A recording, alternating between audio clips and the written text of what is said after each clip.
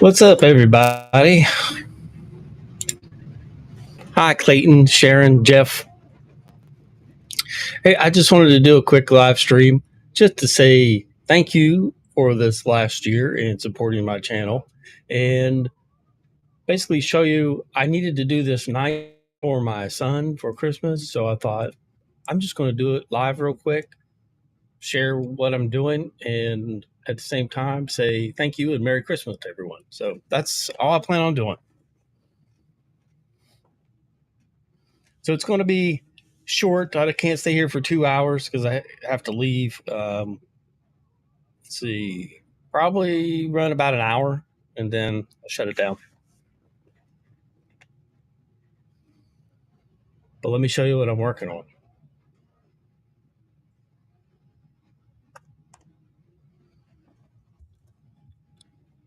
And let me make this big. There we go. So I have this knife.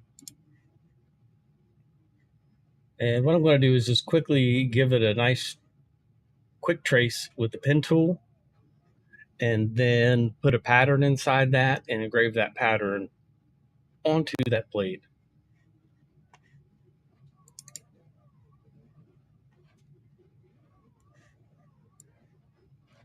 And here I have some new patterns to work with. I'm just going to pick one of these.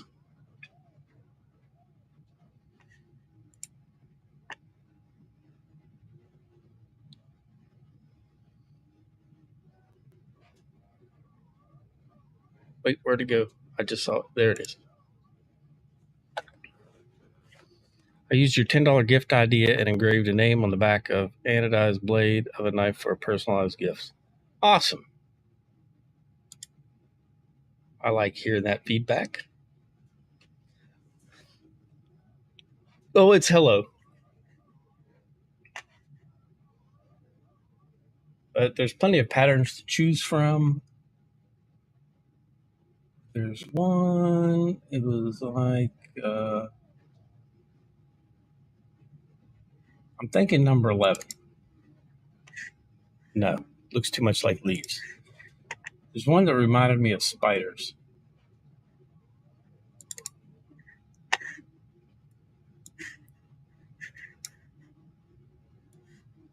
There we go. That looks pretty cool. Might go with that.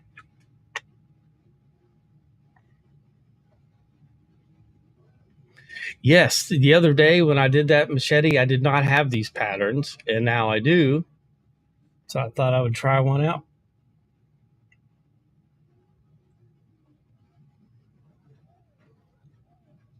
I was gifted these by a friend, Brandon, who was actually wanting me to engrave a knife for him, and he said, "I'll just buy the patterns, and then you can have them and use them." Fair enough.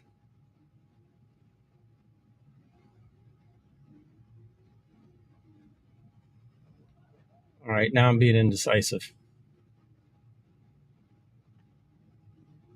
It's basically what I'm going to do is just shrink one of these down to fit inside the knife blade.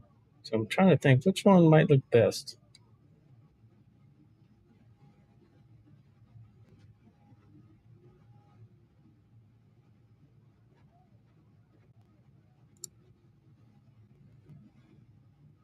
I don't want it to look like leaves, though.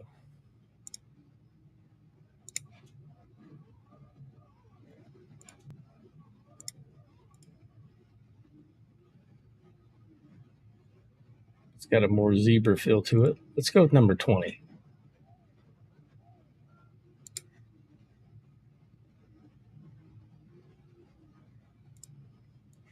We'll see how it looks. I just copied that right over to Lightburn. And by the time we shrink this down to fit it in the knife, this should look pretty good.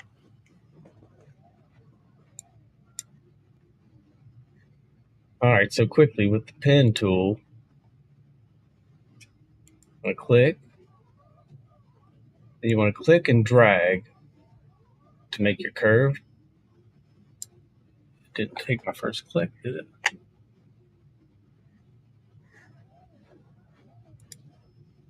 It did. Hold on.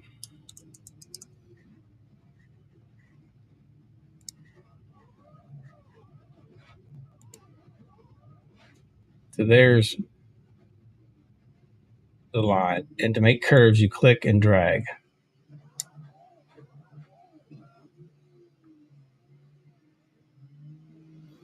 It's wanting to snap. Let me turn snapping off.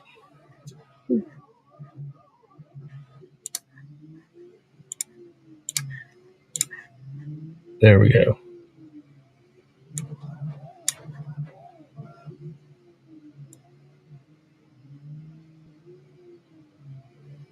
Doesn't have to be perfect.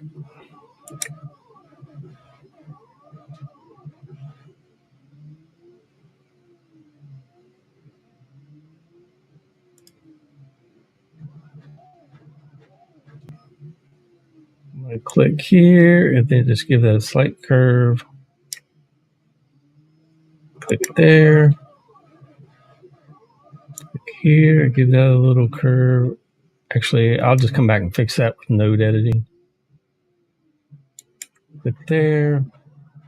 See. Hold that down, give that a little curve. Hold this down, give that a curve.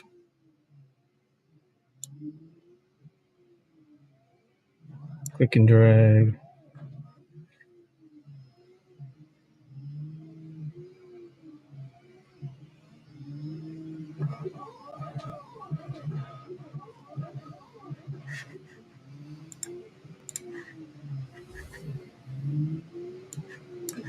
Whoops.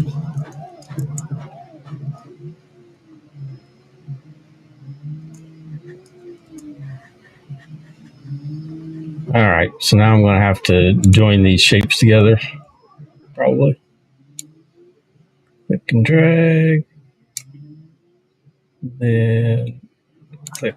All right, now let's just go to node editing.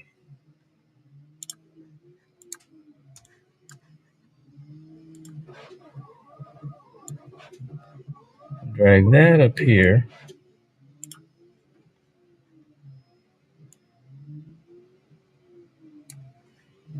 Make sure those two will join.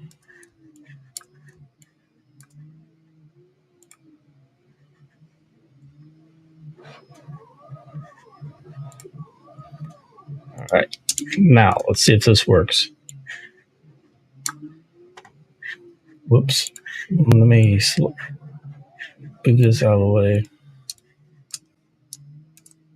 No, I don't want to move that out of the way. I just want to hide it.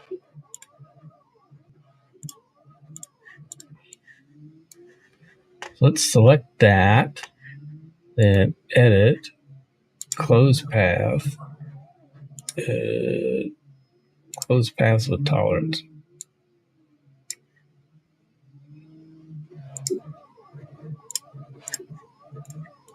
I still not wanting to close them. Oh, still that back right there.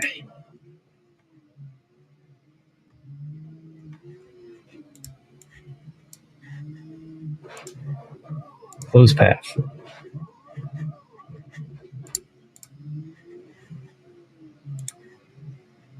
Close path with tolerance.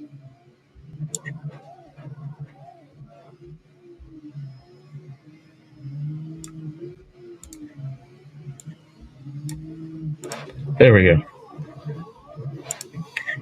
Now, bring the image back, convert changes to line mode, and then see what the error is. Delete that. All right. Go to node edit. Have that. I'm going to insert a node here, hit the S for smooth, and then just bring this out a little bit. Then I wanted to fix this one over here.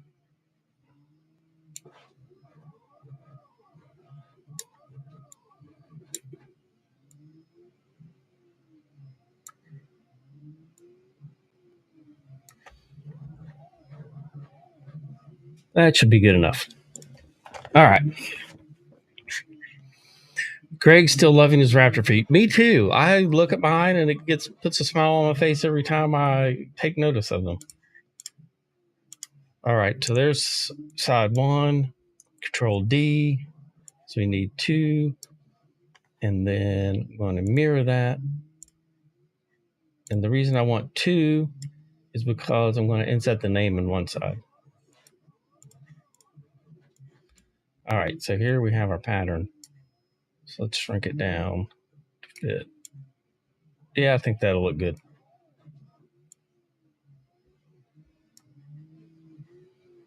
Yep, no problems. Let's just line them up. Control D, because I'm going to need 2 copies of the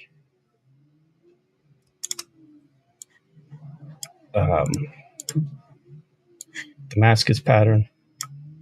There's 2 copies of that. 2 of that. And I want the name on the left side of the blade. So that would be this one over here. So this one, we can just go ahead and do this. Should be able to just select them all, go to the Boolean operation, and do an intersect, and there we go.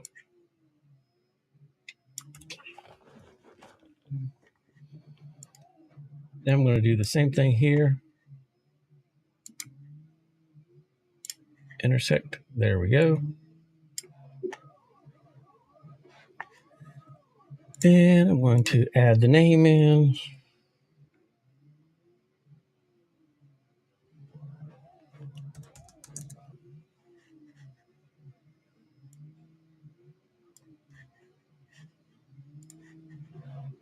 And I'm going to put it right here.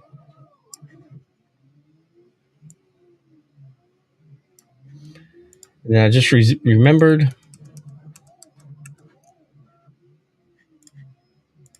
this template.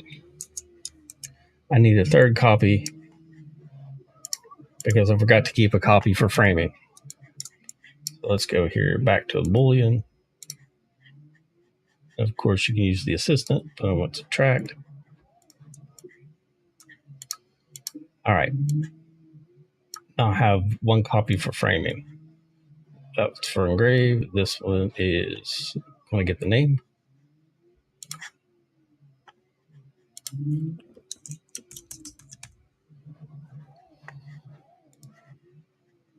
Make that bold, Arial. Then the first thing I want to do is offset.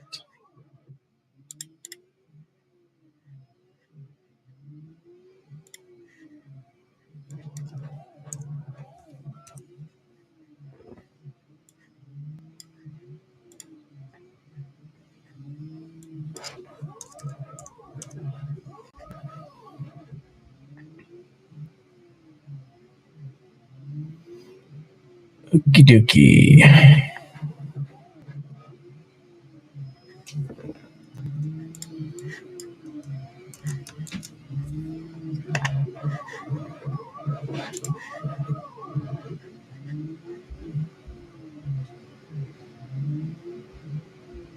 All right, that's looking pretty good there.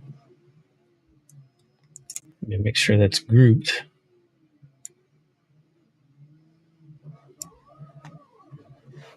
Then I want to go into wireframe mode.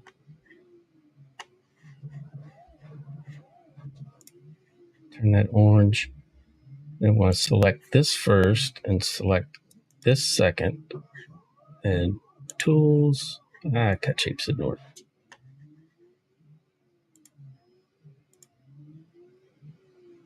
Use the Boolean to see what happens.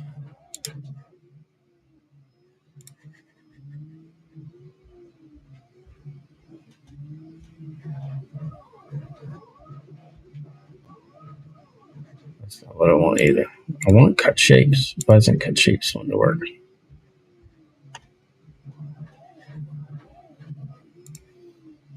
A minus B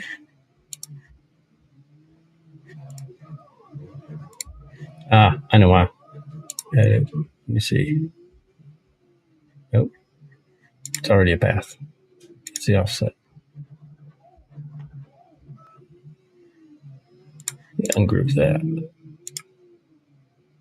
They take the edit, convert to path. I think that was the problem. I forgot to convert it to path before I grouped it.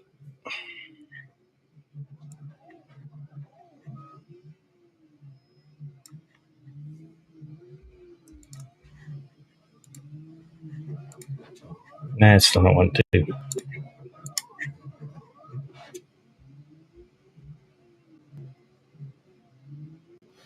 Yeah, it might be because the name of the offset or group. I converted it to a path though.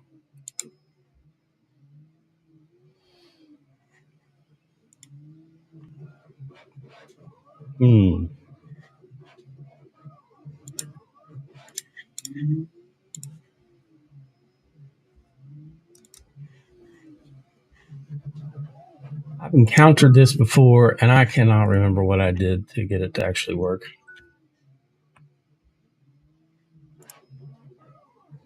I'll tell you what I'm going to do to just make it easy. Ungroup it. I'm just going to take the offset and cut it out.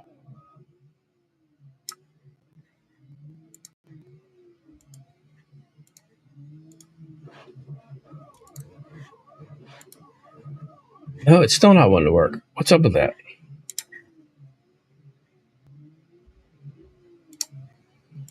So we'll just use Boolean.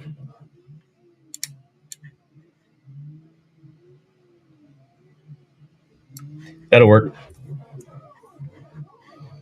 I'm going to make that blue. Blue. There we go. Group. Window. Field.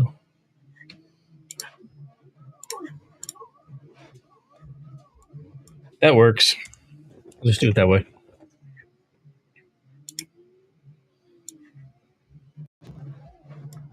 All right.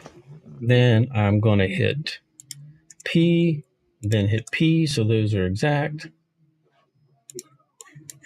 Then I'm going to frame it. I don't have it sized yet, so I'm just going to frame it and adjust the size based off the framing.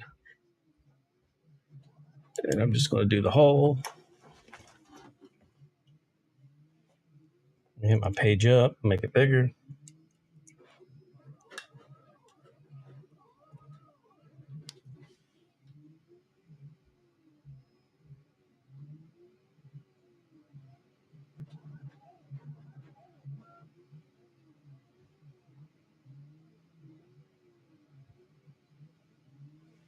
All right, I think we're in good shape.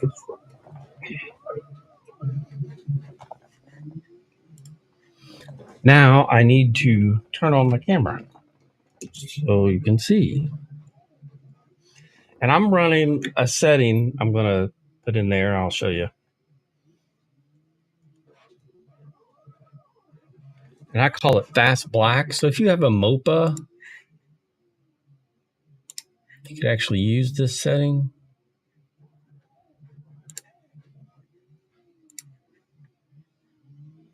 But here it is.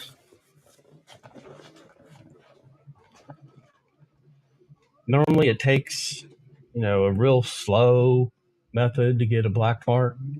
So I did some experimenting and came up with this fast black setting. And I like the way it turns out.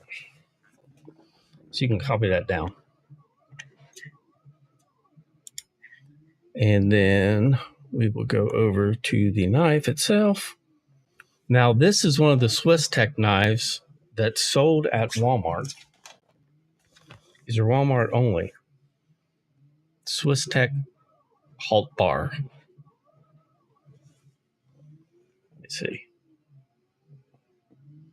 It does not like that box. There we go. It's fixed blade and it comes with a nice leather sheath. So he's almost 14 and a half and he needs a nice fixed blade knife. in my opinion. So let me assign that. All right, so here we go. I'll frame it again just so you can see. That's where we're going. Merry Christmas, Desert Flowers.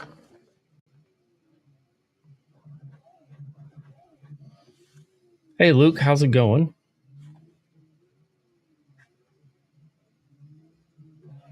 Hey, Robert, I didn't see you come in. And Smoke Show.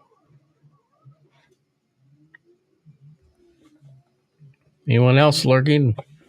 Say hi.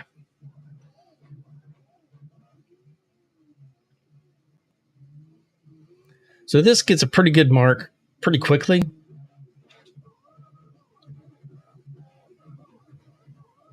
And I have it set up to run 4 passes. If it looks good after 2, I'll just stop it. But most of the time, I'll let it run 4. I'll go off and do something else. But normally at least 2 passes. Yes, this is the 60-watt JPT MOPA. Hey, Nipa, how's it going today?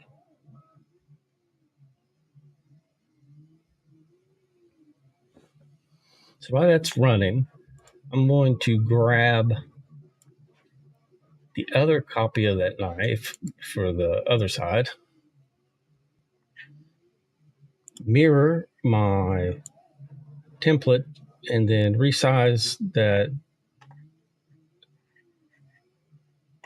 Oh, excuse me. Then resize the other knife blade to match the template.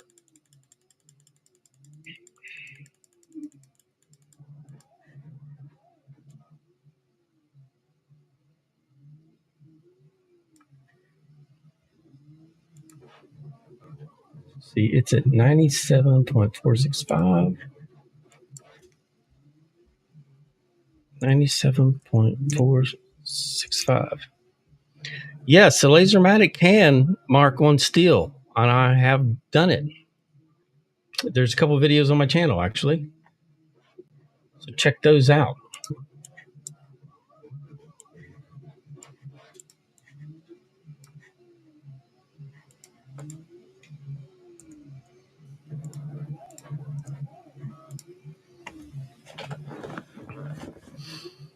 Normally, the second pass is what fills in and makes it very, very dark. And if I let it run 4, sometimes it gets darker. It just depends on the steel or what cutting's on the blade.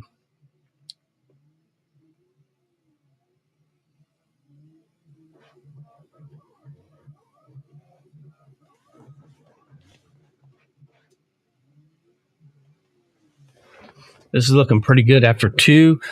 From one angle, it's got a little blue tint to it. So if I let it run another, say 3 or all 4, it will get rid of that blue tint. TJ, he's doing great. Let's see. I think they said his scapula was fusing back together in perfect position, so he didn't have to worry about that. And he's back to working, and I think doing pretty good. Thanks for asking. Yeah, this kind of reminds me of Tiger Stripes. I like that just fine.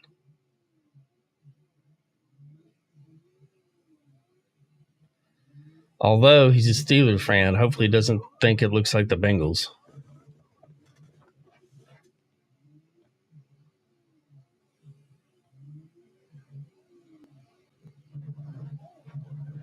I knew that little engraving was there on the blade, so that's why I moved his name over. Merry Christmas, Luke, and everyone else.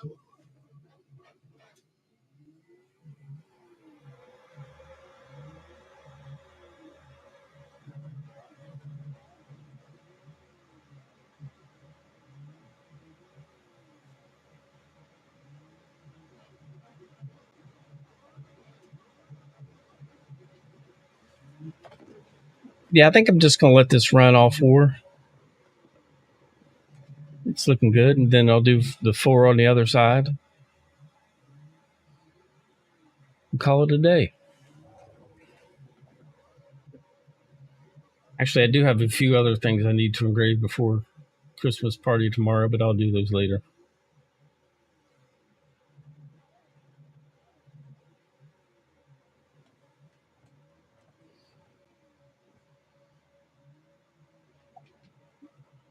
Greg, since you're talking about the feet, while this is running, not too much is going to change here. You can see it's getting a little darker with each pass.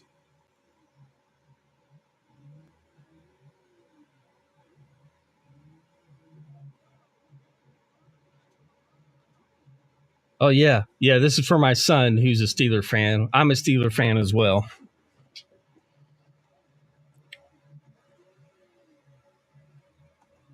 But Greg, if you look right there, I still have my feet. I did some rearranging and some cleaning up. Does it look a little better behind me?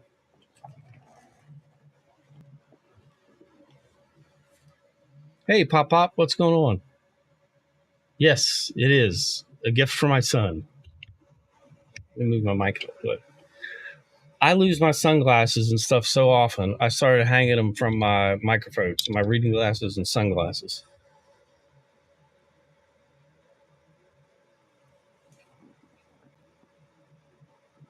I could turn on the light and actually show you the rearrangement of my shop here in a minute. Let me get back over to knife.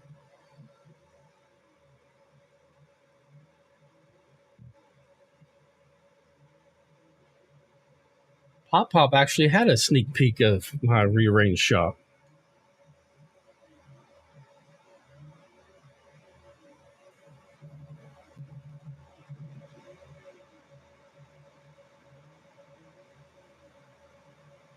Well, I think 4 passes is gonna be perfect. Do any of you guys use Android and use the Windows link to PC function? I guess Samsung's getting rid of DeX and going to the Windows version, making it a Windows version. But the link to PC is very handy. That's how I brought that picture into Lightburn. All I did was take a picture on my phone, then go to the link to PC app, which is right on my Windows PC, and then just copy it and paste it right from the linked PC app. It's very simple now to transfer an image.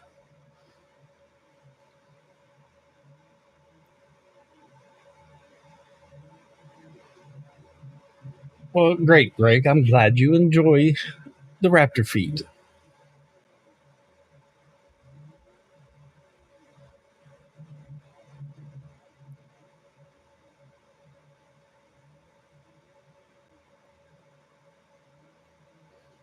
This thing's almost done. Looking good.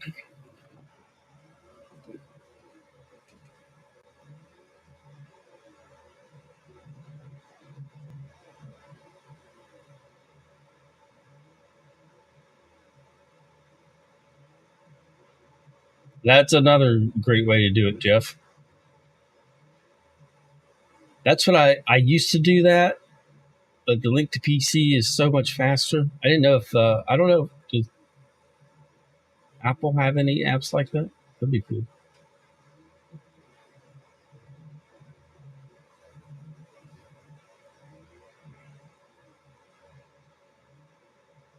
See, I can find a link and paste it in the chat real quick.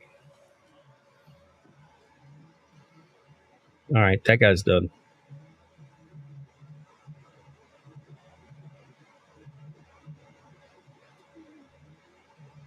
Looks good. Let's get ready for side 2.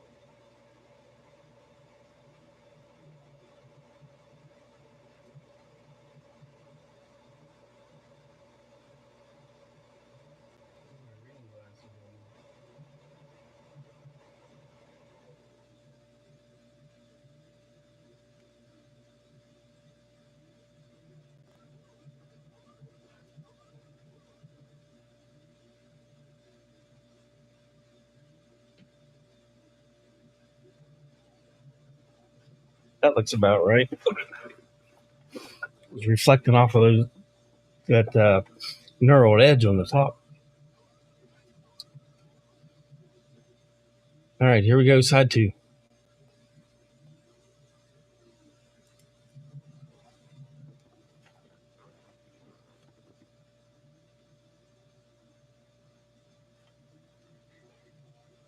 Let me find the link.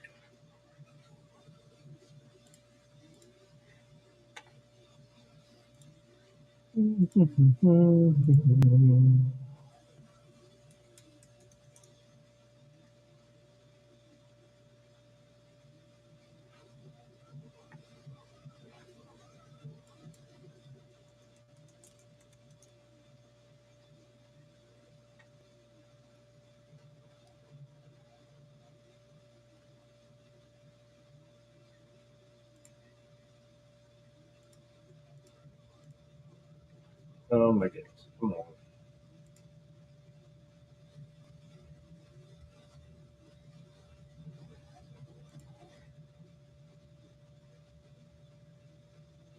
I'm looking for this video. Ah, no wonder. I was in the wrong tab. Oops.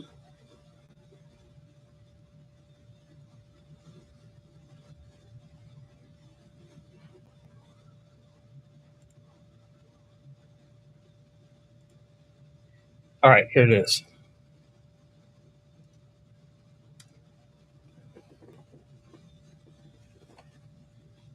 All right, Desert Flowers. There is the link to the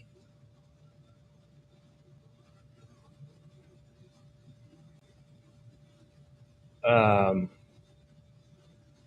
engraving steel with the diode laser video.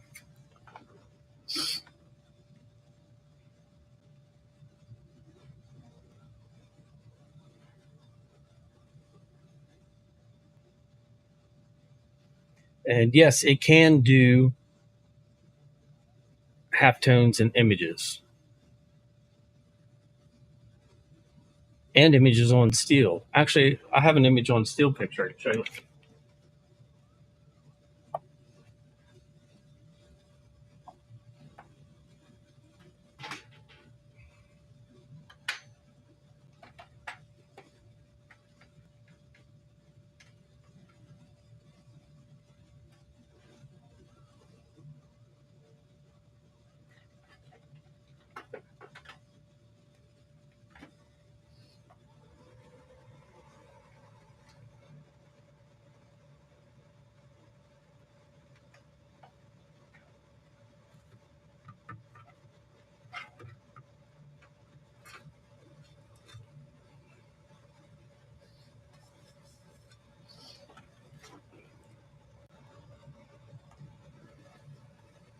Here is an image on steel.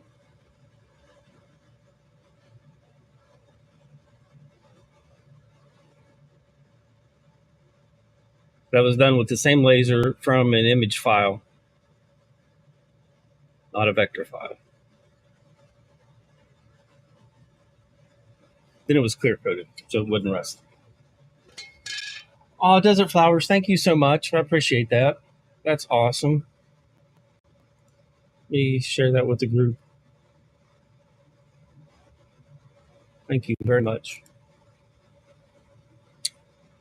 Let me get another one and show you. And this is a vector on steel.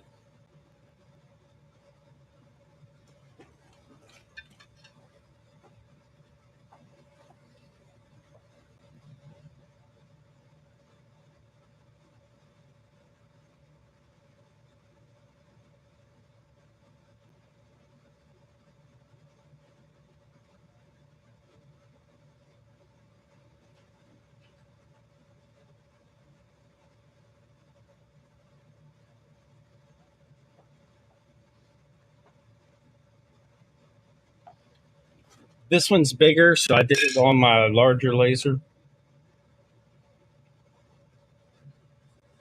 But that is a vector on steel.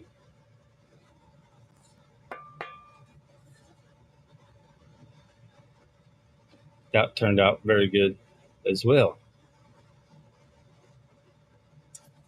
So that was an image that I traced into a vector pattern, put it on steel.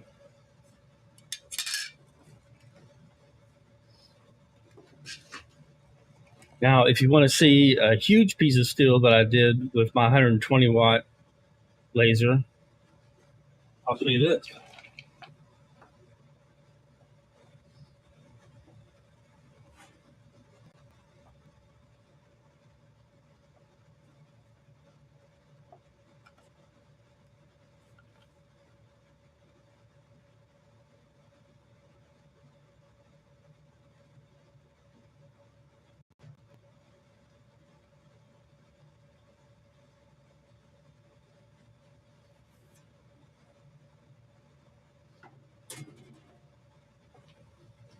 That was done with a 120-watt fiber and a 400 millimeter lens.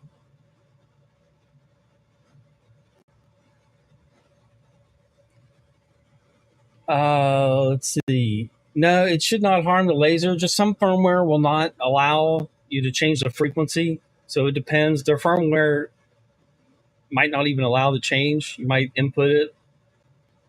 It says it changed it, but it really didn't. You just have to experiment and see. If you definitely get a different result after changing frequency, you'll know that it is changing it. Hop in and check on the knife again.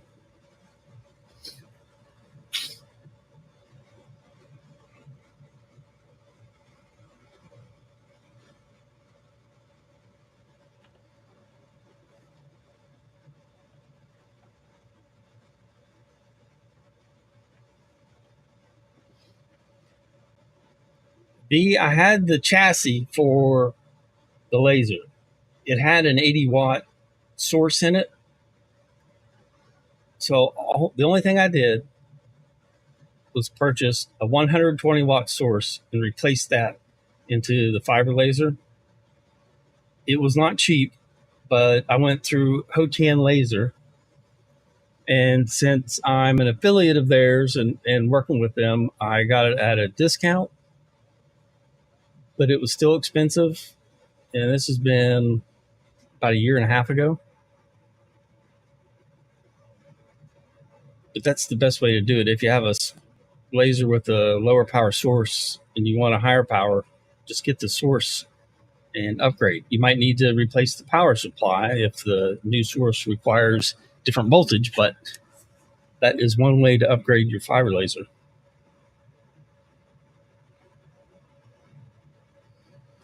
Yeah, that big sign that I did, that was just the laser coloring the metal.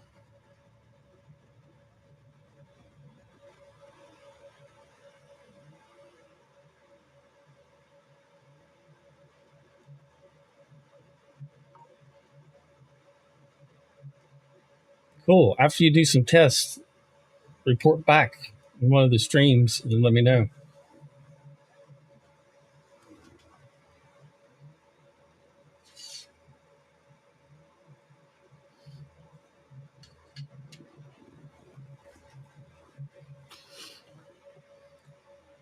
And you can get good different colors and shades with the non-MOPA laser. I can show you what I did with a 50-watt Racus.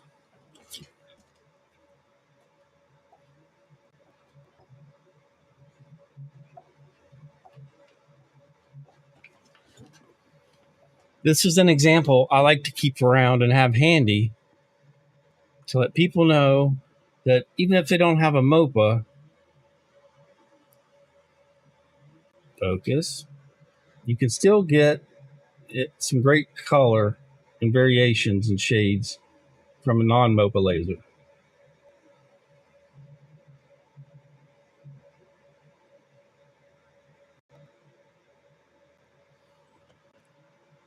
And those that talk about MOPA colors and colors on steel rusting, this has been sitting in my basement for probably 2 years. No clear coat or anything, and that's what it looks like still.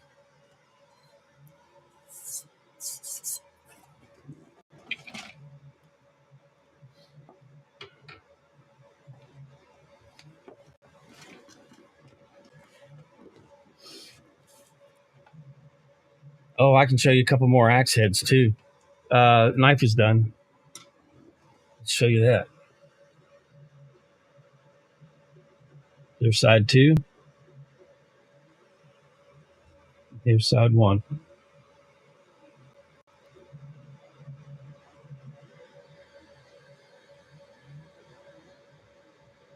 Nice and smooth. Looks like Jeff said. It looks like it was painted on there.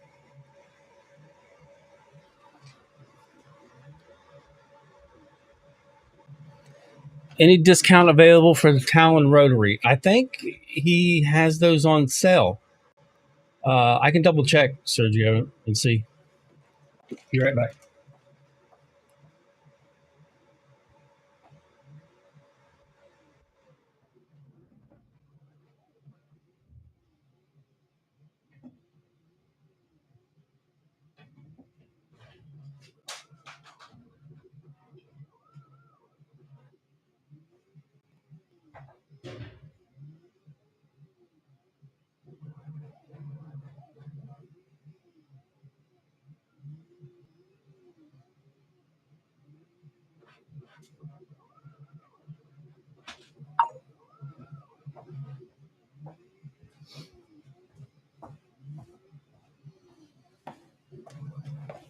I guess I'll make this show and tell.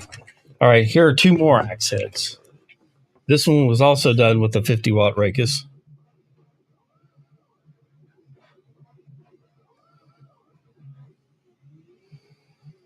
So I did that one in earth tones. And it's also not been clear coated. And the backside has this color on it. Some blues.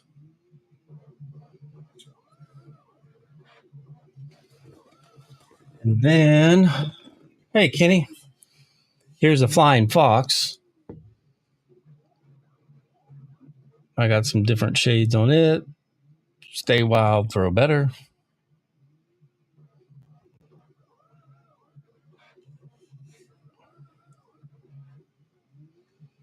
Stay in focus. Any day. Come on. A fox is the wolf who brings flowers.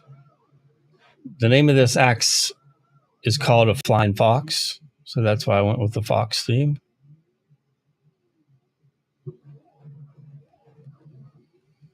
And the whole shading of the whole axe head, I did that first, then engraved the rest of it. There's a couple examples. I've done a bunch of axes. I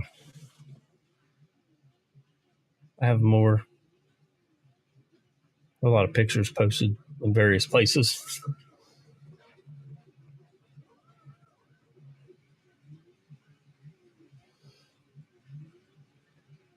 I used the 60-watt MOPA on the knife with the 200 millimeter lens.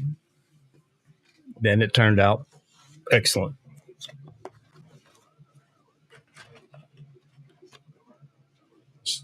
So to you again.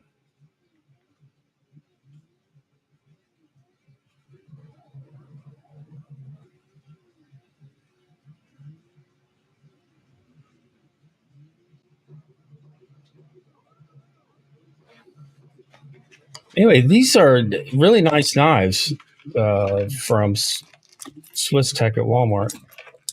Here's the sheath that it comes with. So it comes with a leather sheath. It's very nice.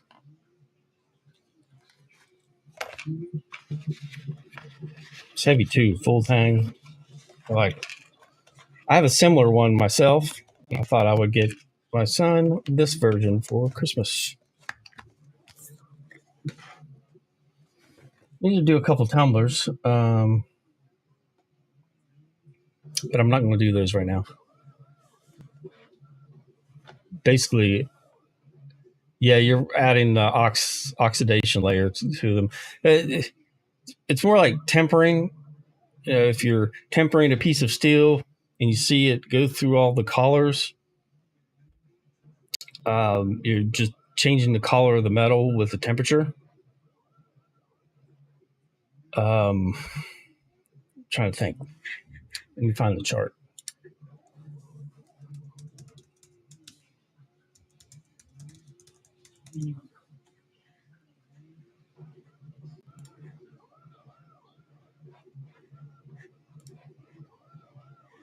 Of course. Open image in new tab.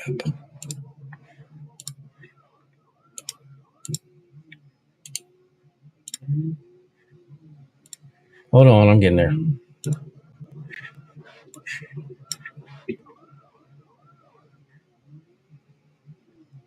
All right. So I do blacksmithing too on occasion, and you end up having to temper this. You have to temper the steel to rearrange the molecules and make the blades harder than the rest of the steel, and all that kind of stuff. So the tempering chart kind of gives you a guide of at what temperature you achieve what color. So if you're getting a yellow on your steel and you want it to get bluer, you need to add a little more power to increase that temperature. But this kind of gives you a guide. If you see right in the middle is the purple violet, that's why red's the hardest, because it's just a narrow temperature range. And blues are much easier because it's a wider temperature range, if that makes sense to you. Hopefully.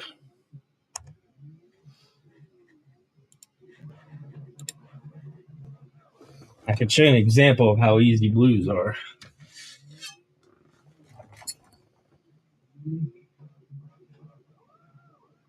Blue comes super easy.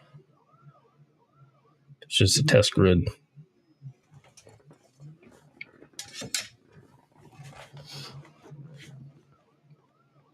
Good night, B. Leah's video, that's in the Lasermatic Facebook group.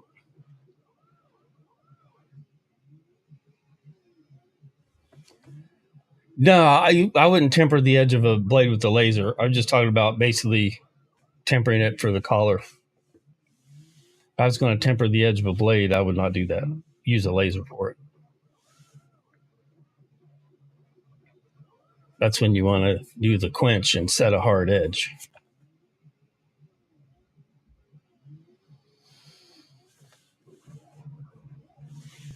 But yeah. All right, knife is done. Let's see. How soon before I have to leave? Probably about 15 more minutes. I don't really have enough time to set up anything, I don't think, to do a quick engrave. Yeah, because I need to do a couple tumblers. That would take a little bit longer than 15 minutes just to get set up and the laser turned on and moving the cameras and everything. I did have another thought, but now it's escaping me. You're welcome, Desert Flowers, and thank you so much for the super chat. I appreciate it. Have a Merry Christmas.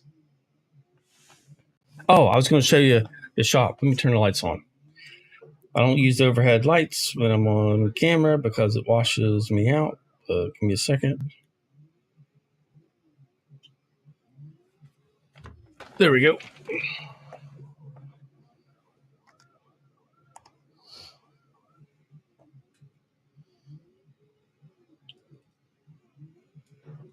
So I'm going to gently take this out. Try not to make you seasick. Kenny, yes, I did. I've been in the know about that for a little while. It's pretty awesome, isn't it? All right, so I have my real big CO2 Galvo. It's a good thing I started working out again. It's sitting on its side right here. So there's my big CO2 Galvo. CO2 gantry, not Galvo. I took it out of the corner, and right now it's sitting there in front of my tool cabinet. And over there, I have the Monsport Onyx and the Wheat Create and the G2, and I have some gantries hanging up from the rafters. But the main thing I was going to show you, we'll start over here. I've got 3D printers. Nice and neat. I have this laser that I just need to rewire the stepper motors, and I'm going to sell that with a 50-watt Racus. I'm going to get rid of that one. I'm trying to work on my Ender 3, which is down below. The extruder stepper is not working, so I have to fix that. I'm trying to yell at the mic over here. Then here's that new Montport Mega. So I have it over in the corner. I added a new workbench so that I'd have some space to do unboxings and do some computer work. And there's CO2 and then the Lasermatic. I put some stuff on the shelves. Got my TV up and running again.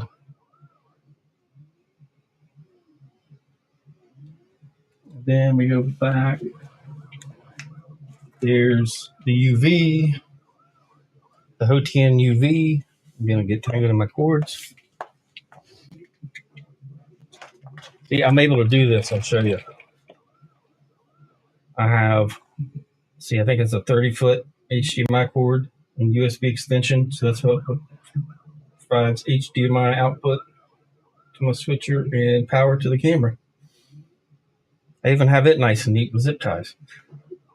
But anyway, there's the Hotian 60-watt CO2 Galvo. And I have to make room because I have another Hotian laser coming. And then there's the 120-watt, and there's the Montport 60.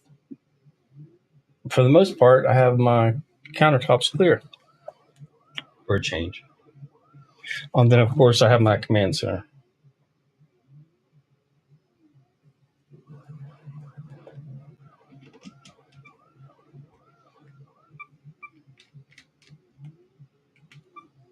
Get off of there.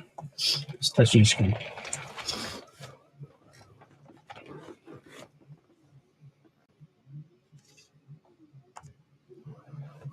No idea about the conveyor. That I do not know.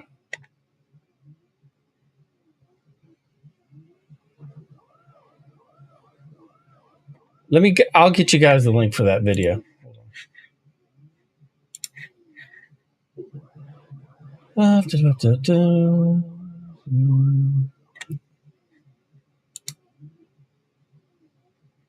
see. Click on the time, then it gives me the link, copy, and paste. So there is the link to Leo's post of the Mark III. Basically, it is a Galvo mounted on a gantry. And to make it even easier for you, you'll see that on that gantry is mounted the Dio Galvo laser.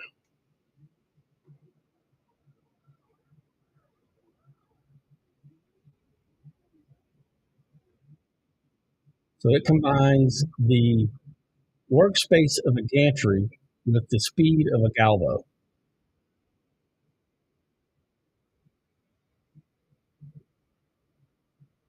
They've been working on this for a while. They've had a couple prototypes, but it's getting close. I wouldn't expect anything to be for sale until mid to late January.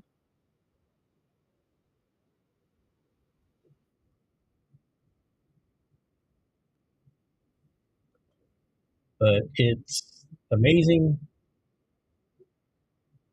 When I heard that Leo was going in this direction, I was all for it because it's just a game changer.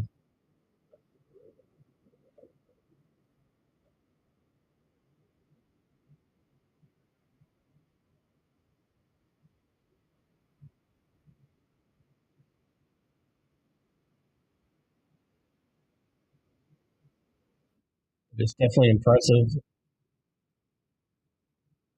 Rolly keeps innovating.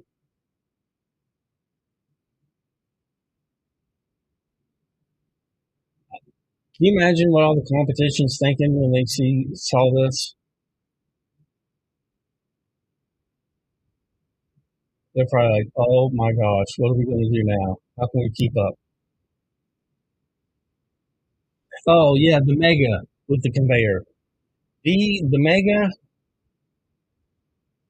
I had a remote support session with Momport yesterday, and I'll tell you, I would not spend my money on it right now if you were expecting the curved surface engraving to work or the camera to work accurately. And they are not close to having the conveyor software working. So they released it, and they don't have the main selling points uh, at a state where they can release an upgraded firmware. Another thing, the camera calibration's off.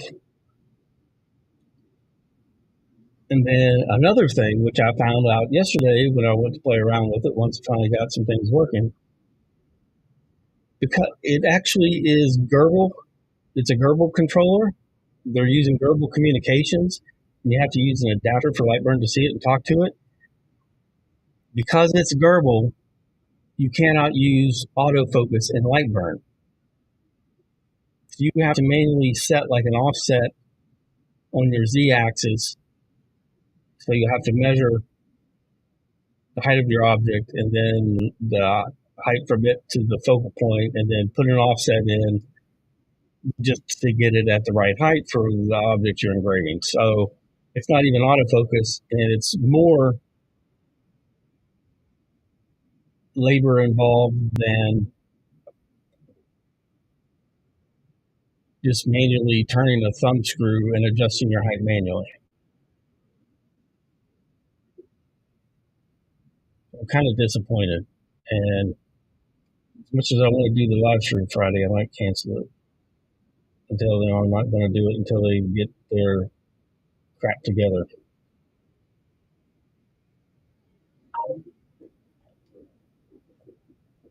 Thanks, Farthead. Have a Merry Christmas. I appreciate it.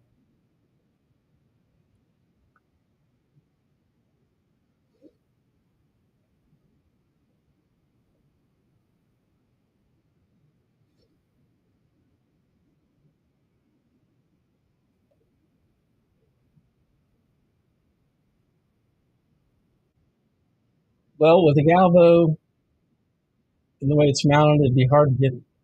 You could get some air down there, but the main thing would be when it goes into cutting mode, that air assist is hooked up to the cutting head. Which it looks like it should be. Let's see the metal air pipe down on the cutting head.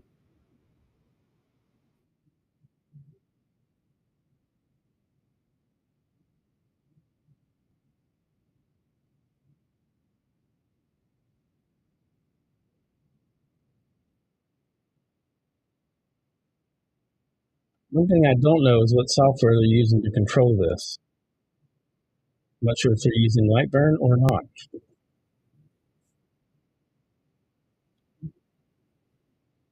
That is the laser. Well, it's not going to be called the Lasermatic,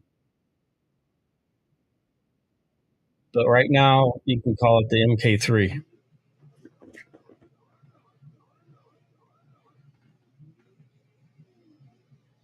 Leo posted that in the Facebook group today as a Merry Christmas to everyone. But that was their first prototype. They've had two, or I think they might be on the third prototype now. I'm not sure.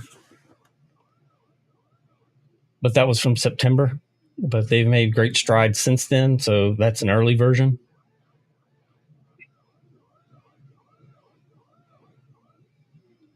But basically, you have a Galvo mounted on a gantry, and it's pretty freaking amazing. Then they also have a separate cutting head. So you'll use the Galvo for the engraving, and then the cutting head that you see there on the right to do your cuts.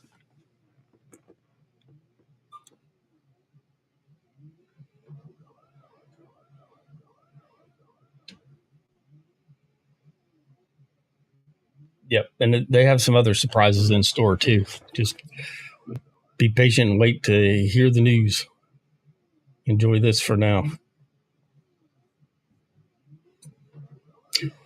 All right, it is now 2:45. I'm going to have to wrap this up and get out of here and go spend some time with family, but it's been great hanging out with you guys. So thank you very much for hanging out for an hour or so while I engraved the knife. Hopefully you learned something. If not, that's okay too. But anyway, I appreciate everyone watching, and I hope you guys have a Merry Christmas. And I know I'll see you before the new year. But in case I don't, have a Happy New Year too. But thank you again, and I'll see you in the next one.